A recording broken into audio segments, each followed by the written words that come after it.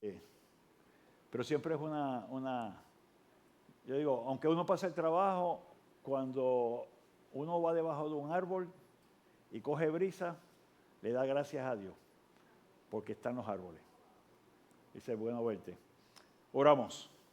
A ti, Padre Celestial, damos toda honra, toda gloria. A ti clamamos, Señor, en esta mañana, primeramente en acción de gracias por las bendiciones que nos has regalado, la oportunidad de tener una experiencia de acercarnos a ti, porque tú eres un Dios cuidador, porque eres un Dios amante, Señor, de las buenas obras, eres un Dios que nos fortalece y pedimos de forma especial por las necesidades de salud, las condiciones, Señor, en las que en muchas veces nos vemos sumidos, que podamos nuestro tiempo y nuestra atención a ti, que tú eres el dador y guardador de nuestras almas y el dador de toda vida. A ti toda honra y toda gloria por los siglos de los siglos. Amén y amén. Muy bien. Muy bien. Vamos a estar compartiendo. Comenzamos hoy el estudio del capítulo 13 del libro de... Carlos, una más, por favor. Ahí. El capítulo 13 de Hechos. Hemos visto cómo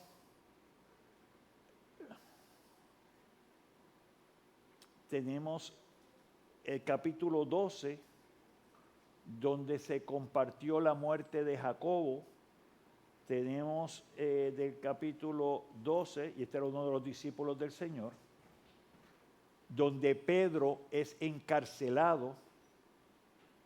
Y el capítulo 12 te presenta entonces cuando un ángel de una forma milagrosa saca a Pedro de la cárcel. Vemos que la iglesia estaba en oración. Llega Pedro, da las buenas nuevas a la iglesia en ese momento de Jerusalén, y luego Pedro sale de Jerusalén. Y lo llevan fuera porque si no lo estaban buscando para matarlo. Resalto esto porque saben que estamos predicando en el libro de Santiago. Santiago, hermano de Jesús. Santiago, el que escribió la epístola a aquellos judíos que estaban en la diáspora. Santiago, el que estaba a cargo de la iglesia en Jerusalén. Así que esto que estamos hablando en Hechos fue lo que dio pie para que Santiago fuera la persona seleccionada para que se quedara a cargo de la iglesia en Jerusalén. Entonces, lo quiero que lo tengan porque es un contexto hacia lo que estamos nosotros compartiendo en el libro de Santiago. Entonces muchos dicen, oye, pero si Pedro fue el que dejaron a cargo, ¿por qué habla de Santiago, que Santiago era la persona? Y entonces yo te voy a decir a ti que la forma en que funcionaba era una forma diferente, porque Santiago es el líder de la iglesia. Pedro era reconocido como el líder de los apóstoles. Y eso para que se lo lleve.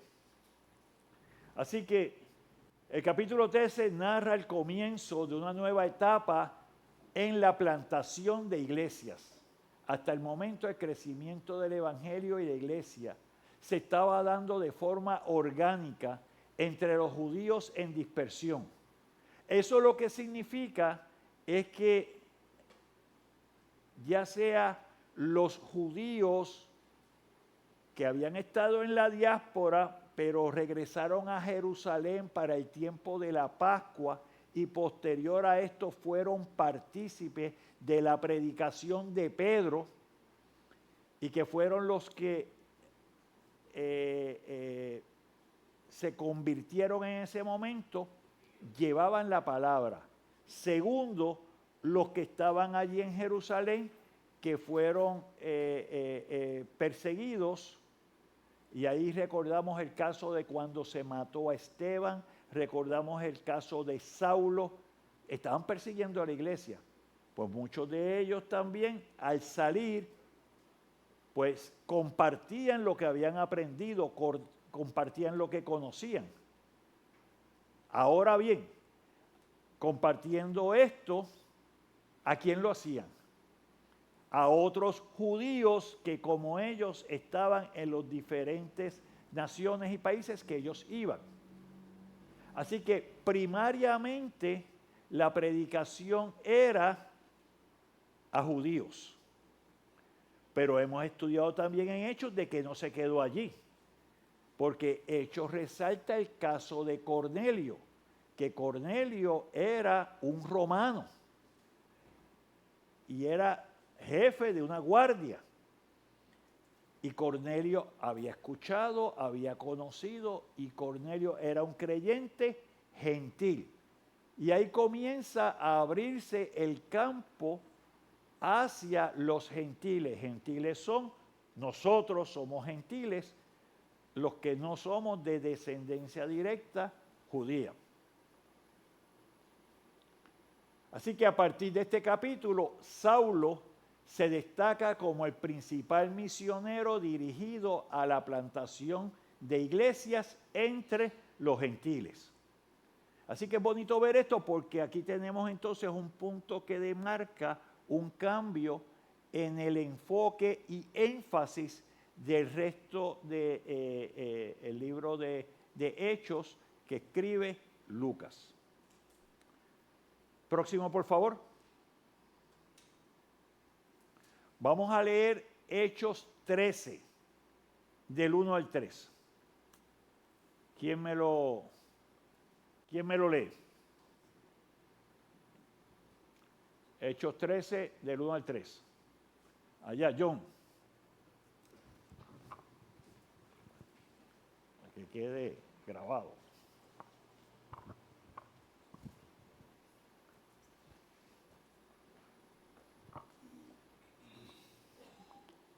Bernabé y Saulo comienzan su primer viaje misionero. Había entonces en la iglesia que estaba en Antioquía profetas y maestros: Bernabé, Simón, el que se llamaba Níger, Lucio de Cirene, Manaén, el que se había criado junto con Herodes, el tetrarca, y Saulo. Ministrando estos al Señor y ayunando, dijo el Espíritu Santo: apártame a Bernabé y a Saulo para la obra a que los he llamado. Entonces, habiendo ayunado y orado, le impusieron las manos y los despidieron. Muy bien. John, ¿qué te llama la atención de esos primeros 3 versos? ¿Qué detalles de los que acabas de leer te resaltan? Dios le está dando como una una orden. Ajá. Para que vayan a discipular en otro sitio. Entonces los separó. O sea, que vino de quién, esa instrucción. De parte de Dios, del Espíritu Santo directamente. Ok. Vemos allí cómo la manifestación del Espíritu Santo movió el corazón. Y esa parte es importante notarla. No es que ellos dijeron, me quiero ir para aquí o me quiero ir para allá. Sino, Francisco, ayúdame un momentito. Sino que lo que vemos allí es cómo el Espíritu se manifiesta de forma tal que hay un llamado y además que haya ese llamado. ¿Qué otra cosa notamos en la lectura? Hay otro elemento importante. Iris. Dame una oportunidad, que vienen por ahí.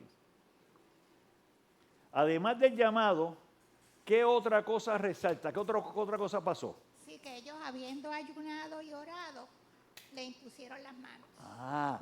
Quiere decir que fueron, ¿qué? Enviados. Enviados por la iglesia. Muy bien. Muy bien, vamos mirando eso. Está bien. Quédate con... Yo después te mando ahí, le digo a Pablo a que te ayude. Ok. Próximo, por favor. Llegado el momento, la iglesia de Antioquía había desarrollado otros líderes que ayudaban en el ministerio. Así que lo primero que vemos en la iglesia es que es necesario que la iglesia no se quede como un ente estático, sino que promueva el desarrollo de toda la iglesia y de otros líderes. Y eso es una labor de la iglesia local. Podemos apoyarnos en otros recursos, pero la iglesia local debe facilitar la capacitación y el desarrollo. La lectura hace referencia a profetas y maestros, dones proporcionados por el Espíritu Santo.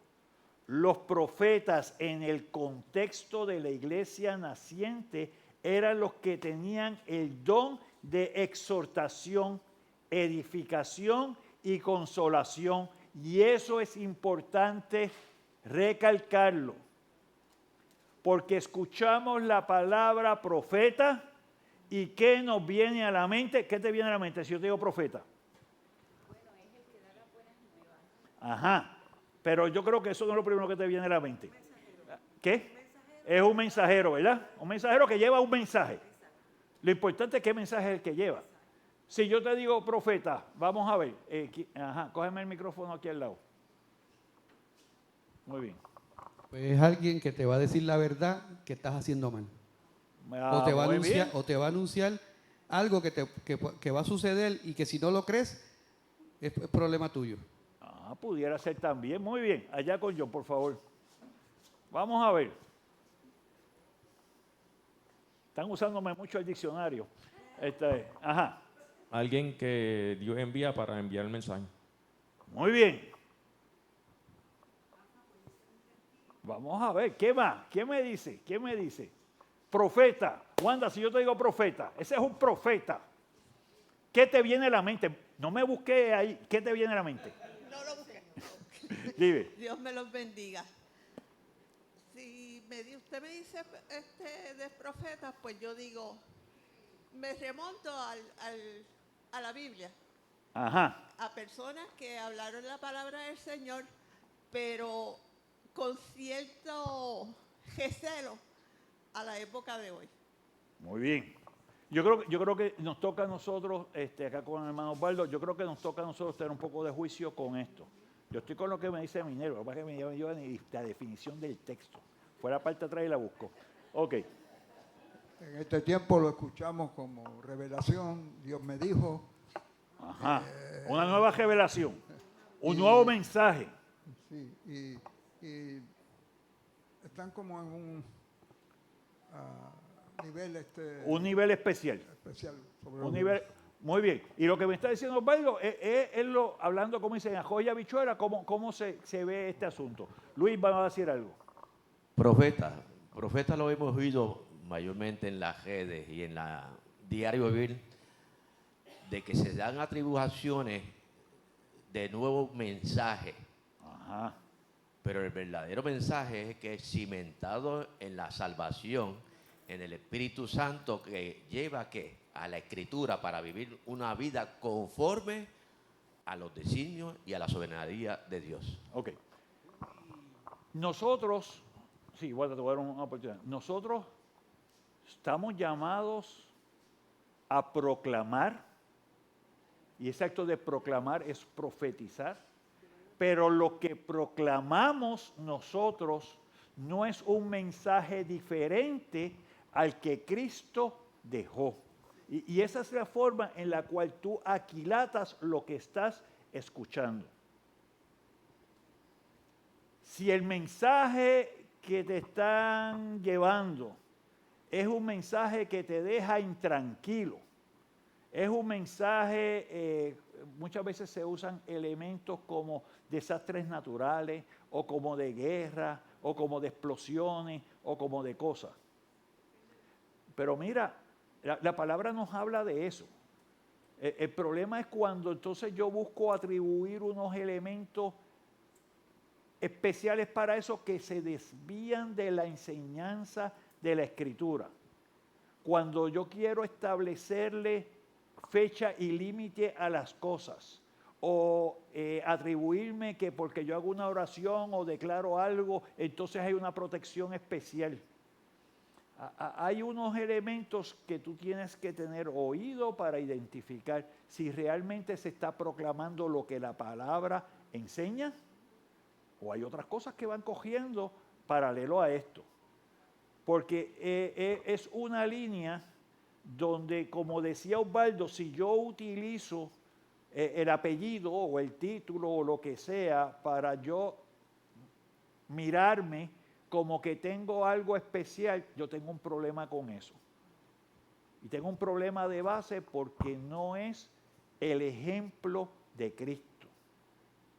Que Él le decía a la gente que sanaba, vete y no se lo digas a nadie. En verdad que se lo decían a todo el mundo.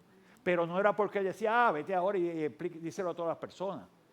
Entonces tú ves cómo el enfoque de Cristo era al corazón de la persona, que era la parte evangelística, era la parte de llevar, mira, vete, no peques más. Pastor, y alguien más, Wanda, no me he olvidado de ti. Por favor, si en algún momento yo paso y digo te voy a mandar y no te mando, por lo que tengas me tira, porque me pasa a veces que sigo y alguien me lo dijo, que le dije que le iba a dejar hablar y no lo dejé hablar. Pastor. Podríamos decir, uniendo una cosa y otra, de que en el tiempo presente, ¿verdad? Existen o hay profetas fuera de contexto. Digo con esto, para ilustrarlo, el asunto, cada vez que hay algo sobresaliente, como la guerra de Ucrania, que eso lo sabemos todos, ¿verdad? El asunto, más todavía de Israel con Irán y Estados Unidos con Irán y todo el revuelo que se está formando de alianzas y cosas, pues cuando suceden cosas así, pues seguida se levantan esos profetas fuera de contexto, porque entonces se van a juntar, ¿cómo se llama?, a parear esos eventos presentes con asuntos que ocurrieron por allá, por los tiempos de los profetas, que fueron profetizados y que se cumplieron en un contexto. Pero entonces en el tiempo presente hay personas que cogen la palabra del Señor y el que no conoce de la Biblia, pues mira, este es profeta, ¿verdad? Y ponen a las personas en una desesperanza en una situación de desesperación, ¿verdad? Y el tiempo se está acabando y mira, y ahora, y entonces a la larga con el tiempo eso, cuando el Señor venga va a venir, por ejemplo, y los sucesos que están en el futuro están en las manos del Señor, pero entonces estas personas adjudican, parean esto machean con esto y entonces hacen un llamado, y entonces esos son profetas. No, y aguanta, porque si no voy a jarcar. No, ¿está bien? ¿Está bien?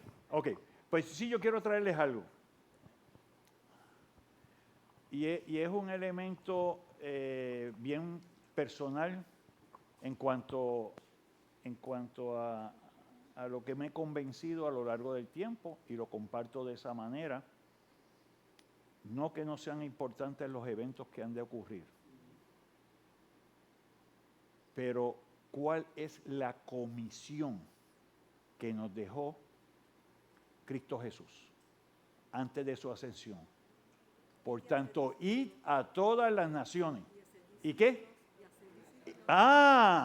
Compartir la palabra, hacer discípulos y todo aquel que cree, ¿verdad? Mira, eso es a lo que nos mandaron.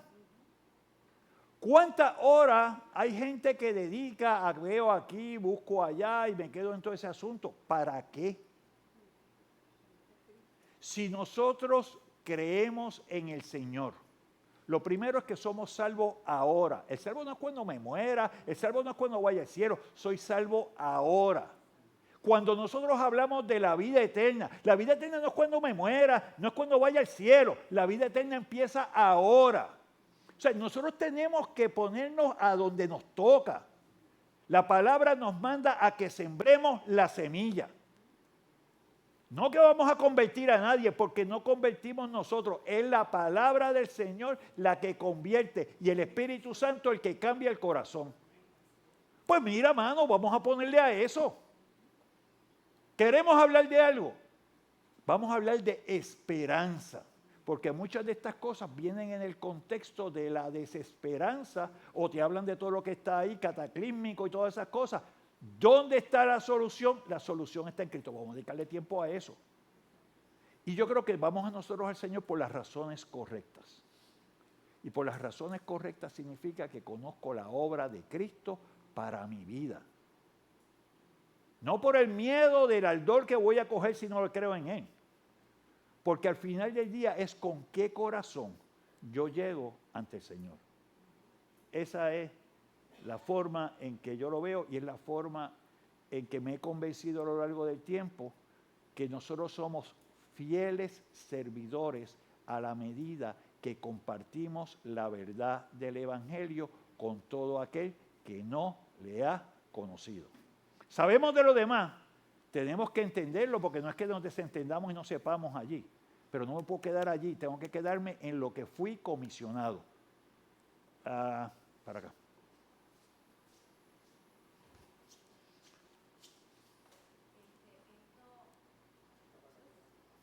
Mira aquí. Amén.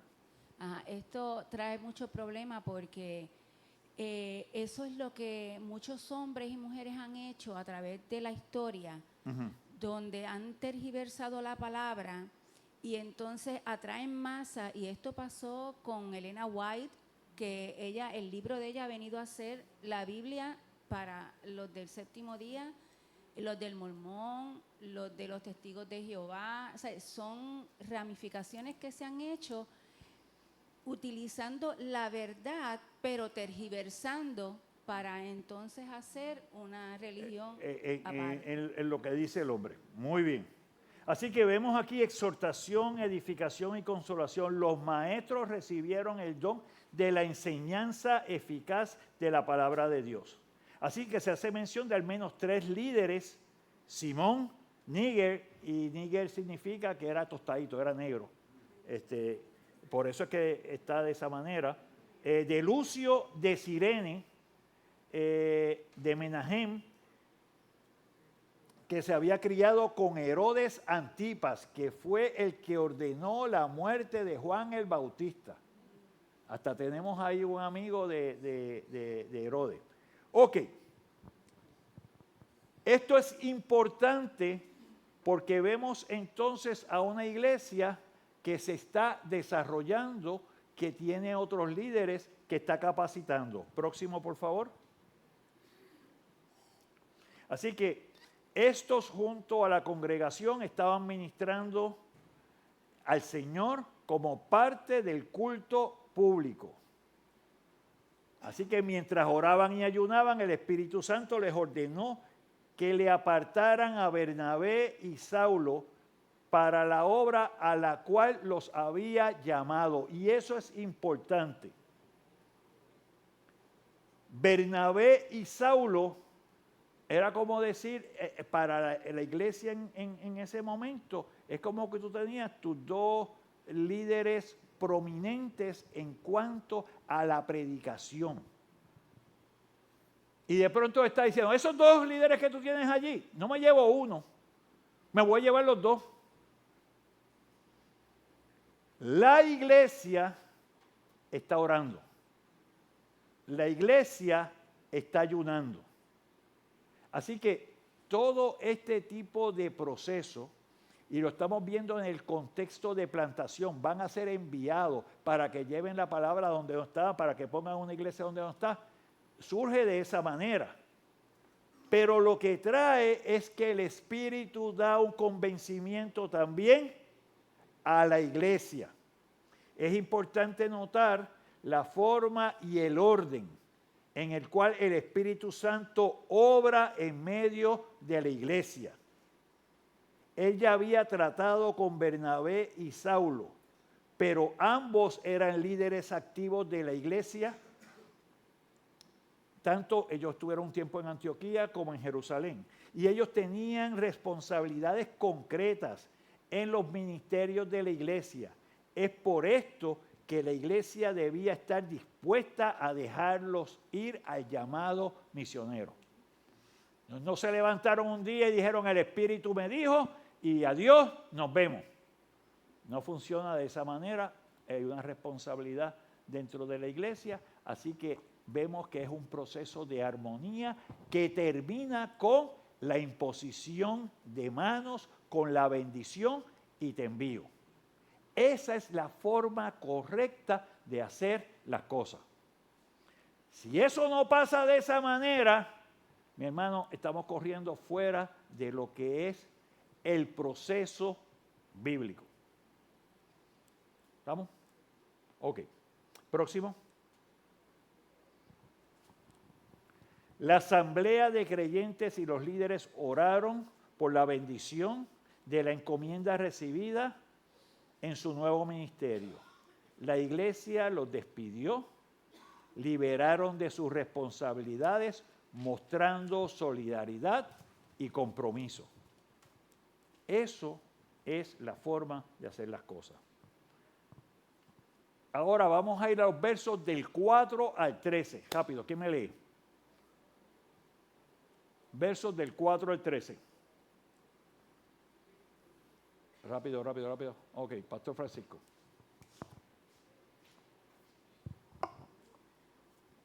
Ellos entonces, enviados por el Espíritu Santo, descendieron a Seleucia y de allí navegaron a Chipre, y llegados a Salamina, anunciaban la palabra de Dios en las sinagogas de los judíos.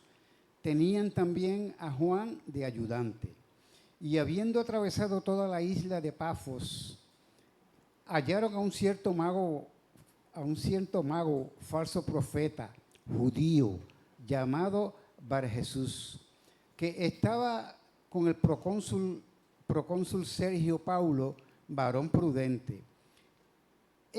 Llamando a Bernabé y a Saulo, deseaba oír la palabra de Dios, pero les resistía Elimas, el mago, pues así se traduce su nombre, procurando apartar de la fe al procónsul. Entonces Saulo, que también es Pablo, lleno del Espíritu Santo, fijando en él los ojos, dijo: oh, lleno de todo engaño y de toda maldad, hijo del diablo, enemigo de toda justicia, ¿no cesarás de trastornar los caminos rectos del Señor? Ahora pues, he aquí la mano del Señor está contra ti y serás ciego y no verás el sol por algún tiempo. E inmediatamente cayeron sobre él oscuridad y tinieblas. Y andando alrededor buscaba quien le condujese de la mano. Entonces el procónsul, viendo lo que había sucedido, creyó, maravillado de la doctrina del Señor. ¿Hasta allí? El próximo. El 13. Sí. Habiendo zarpado a Pafos, Pablo y sus compañeros arribaron a Perge de Panfilia, pero Juan, apartándose de ellos, volvió a Jerusalén. Ok, y vamos a hablar un poquito de todos esos elementos que están allí. Comenzamos. Próximo. Muy bien.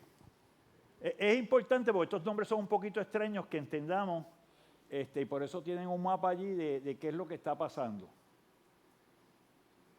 Ven allí a Seleucia, punto de arranque. Van a Salamina, Chipre.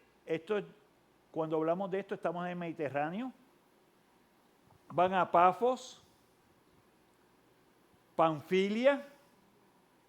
Entran entonces a Pisidia. Tienes Antioquía, tienes a Listra y tienes a Derbe. Y a medida que vayamos desglosando esto, quiero dejarles esto porque pueden ver para dónde se está moviendo y qué ocurre en cada lugar. Primero, el primer viaje misionero de Bernabé y Saulo lo llevó a la isla de Chipre. Esto es como unas 100 millas de distancia de Antioquía. Luego fueron a la provincia romana de Galicia y por último regresaron a Antioquía. Próximo. Ok. Comenzaron su viaje llevando a Juan Marcos como ayudante. Descendieron de Antioquía a Seleucia, que era un puerto que daba al Mediterráneo. Vemos a Antioquía y de allí bajaron a Seleucia, que era el puerto donde estaban que podían conectarse. Juan Marcos. ¿Qué pasaba con Juan Marcos? ¿Quién sabe algo de él? Sé que no es Juan, ni Juan el Bautista, no es Juan el discípulo, o el gran Juan Marcos. ¿Qué pasó con él? Ajá, con el pastor aquí. O sea, él estaba relacionado familiarmente, de sangre, con Bernabé. Era sobrino de Bernabé. Sobrino de Bernabé, de familia pudiente. Se fue, vamos a ir con ellos, y tan pronto llego al primer puerto, esto como que no es para mí. Y me fui. Tengan eso pendiente, esta instancia, porque más adelante en Hechos sale otra vez. Entonces, allí tomaron una embarcación que los llevó a Chipre y aunque no tenemos todos los detalles de por qué comenzaron en Chipre, sí estamos seguros que el Espíritu Santo los dirigía. Eso lo sabemos. También tenemos el dato de que Bernabé había crecido en Chipre y conocía a la gente y las costumbres. Vamos a Hechos 4:36. Pastor, si me lo busca allí un momento y me lo lee. Así que por lo menos sabemos que de los dos, Bernabé conocía y sabía el lugar y la gente a donde se iba.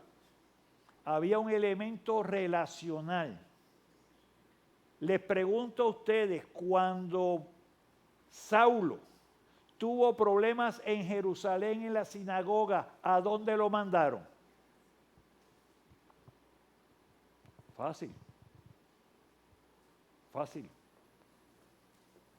Si Bernabé fue a Chipre, ¿a dónde fue Saulo? A Tarso. Lo mandaron para allá. Estás entre los tuyos. Ok, ¿qué dice Hechos 4:36? Entonces José, a quien los apóstoles pusieron por sobrenombre Bernabé, que traducido es hijo de consolación, levita, natural de Chipre. Amén. Ahí tenemos la conexión de Bernabé, que aunque no hay un elemento directo, como dice, como vemos en la Escritura, ellos eran dirigidos por el Espíritu Santo y vemos un elemento relacional en ese primer viaje. Van entonces, ¿ven dónde queda Tarso? Que Tarso queda arriba, tienes Antioquía y Bernabé de Chipre. Próximo, por favor.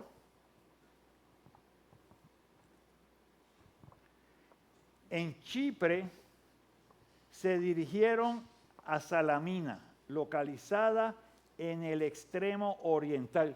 La pueden ver allí.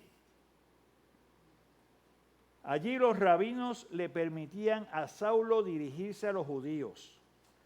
Para ellos era más fácil entender, hay que arreglar eso, entender el mensaje del Evangelio por su trasfondo de las Escrituras, promesas y base de cultura. Así que quiero que vean, porque esto va cambiando. ¿Sabes? Quiero que es bonito cuando vemos cómo es que se va desarrollando esta parte misionera. Acuérdate, esto está pasando por primera vez. Así que vemos que esta parte misionera se comienza alcanzando y relacionando con aquellos que conocemos o con aquellos que entendemos sus costumbres o con aquellos que están cercanos a nosotros. Vemos esa parte. O sea, quiero que lo vean. Así que la misión podemos hacerla en África y podemos hacerla en Rusia y podemos hacerla en China y podemos hacerla en la India. Pero la misión comienza aquí. Y la misión comienza con los que nos rodean, con los que están cercanos y con los que conocemos. Eso es importante.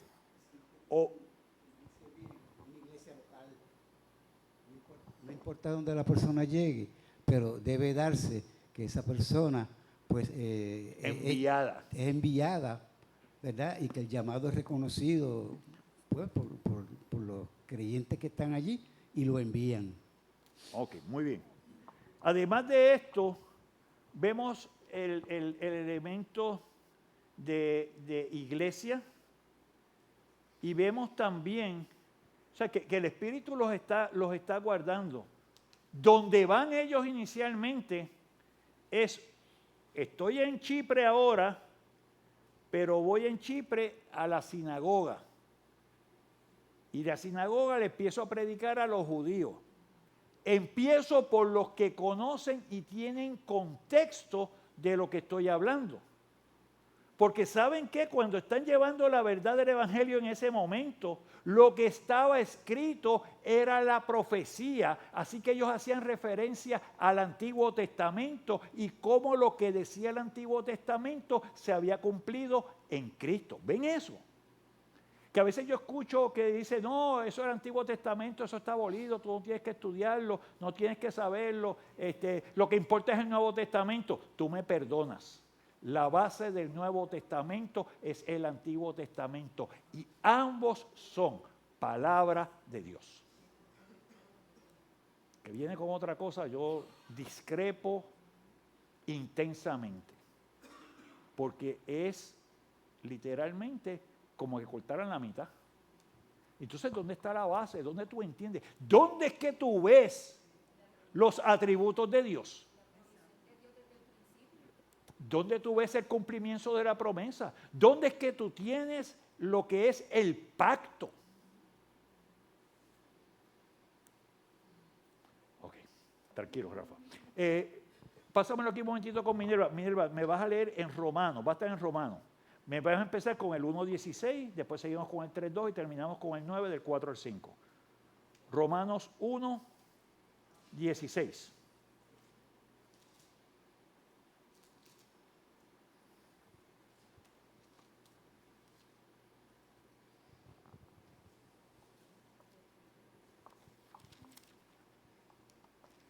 El poder del Evangelio, porque no me avergüenzo del Evangelio, porque es poder de Dios para salvación a todo aquel que cree, al judío primeramente y también al griego. Okay.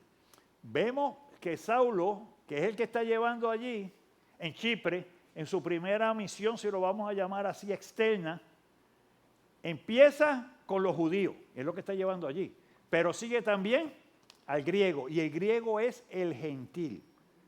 Continuamos con el capítulo 3, verso 2. Mucho en todas maneras. Primero, ciertamente que les ha sido confiada la palabra de Dios. Muy bien. Pues, no, está bien.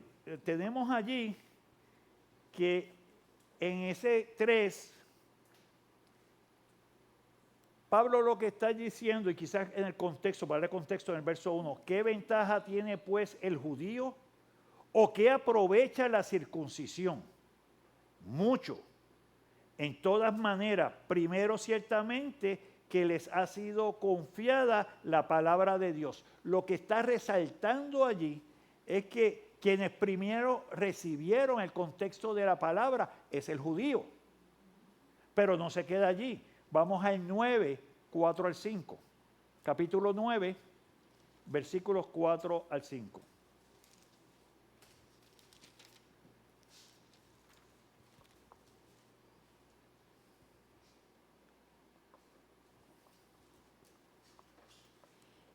Que son israelitas, de los cuales son la adopción, la gloria, el pacto, la promulgación de la ley, el culto y las promesas, de quienes son los patriarcas y de los cuales, según la carne, vino Cristo, el cual es Dios sobre todas las cosas, bendito por los siglos. Amén. Muy bien. Así que vemos que hay un contexto no solamente cultural, es el pueblo elegido por Dios, el que ha recibido la promesa, el que tiene el pacto, el que ha visto.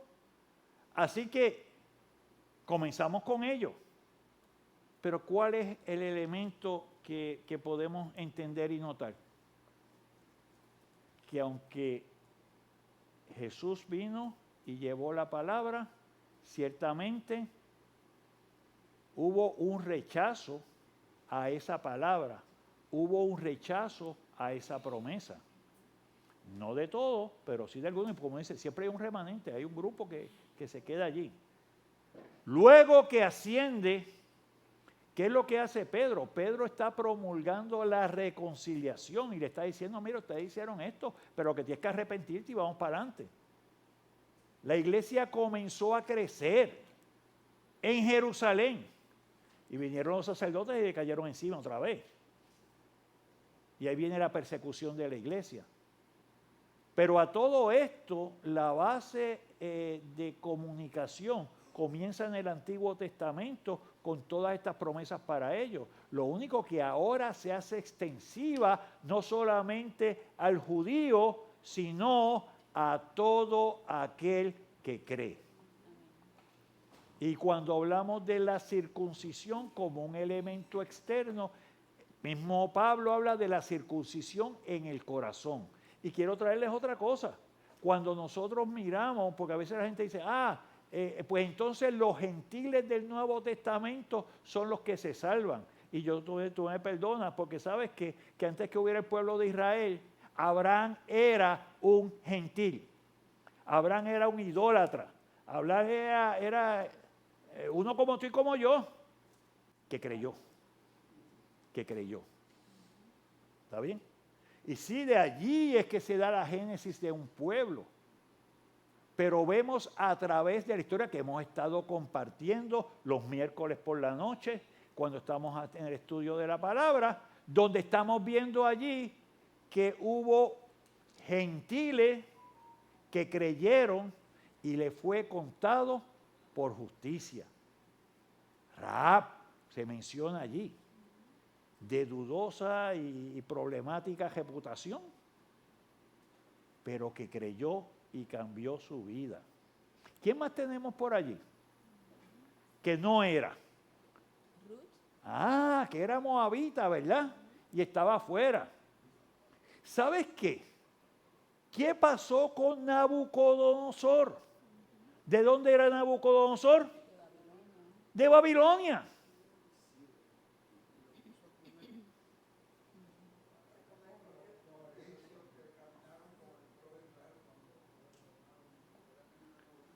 Aquí hubo, lo que quiero llevarles es que sí hay una manifestación que tiene luces desde el Antiguo Testamento.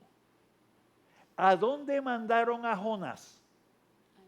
A Nínive, que era una ensarta de politeístas, de idólatras y de todo lo que tú quieras decir, de allí. ¿Y qué pasó? Dios envió a Jonás para que el pueblo se arrepintiera. Y el pueblo escuchó y se arrepintió. Es verdad que le duró más que 70 años. Y después volvieron otra vez a las mismas, que ese es el problema también. Pero lo que es la gracia del Señor, lo que es su alcance, nadie me puede decir que es por un acto externo o que es por una sola raza. Es por todo aquel que cree.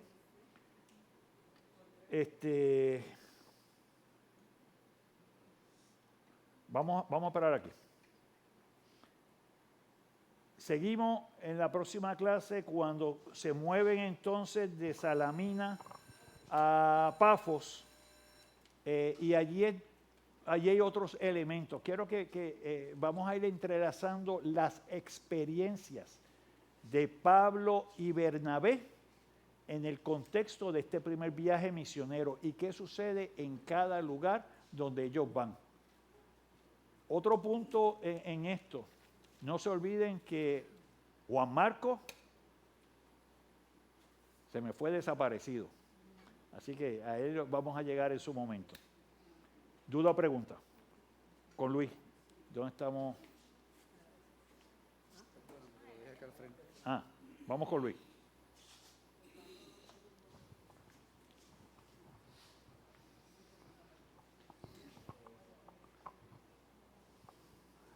Lo que estamos viendo en el principio de este capítulo es la soberanía de Dios en el principio y la relación orgánica de la iglesia para seguir sus directrices de predicar el evangelio.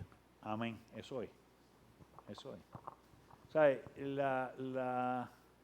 El cuerpo y la iglesia no es de los hombres, el cuerpo y la iglesia es de Cristo. Y tenemos que entenderlo en ese contexto. Nosotros somos instrumentos en las manos de Él. Muy bien, pues vamos a orar. Gracias damos a ti, Padre Celestial, en esta mañana, por la verdad de la palabra, la enseñanza y cómo nos relacionamos directamente con la obra que haces a través de tu Espíritu Santo, para con cada persona y para con la iglesia. Cómo tú de una forma espiritual, de una forma especial, no tan solo llamas, sino que confirmas a través de la iglesia. Permite, Señor, que nosotros podamos entender, podamos ver y podamos atesorar la obra que solamente haces. Y que el llamado que nos haces es a ser misioneros, a ser profetas, a llevar la verdad de la palabra a todo aquel que no te conoce y con el cual nos relacionamos. Somos enviados tuyos en el nombre de Cristo. Amén y amén.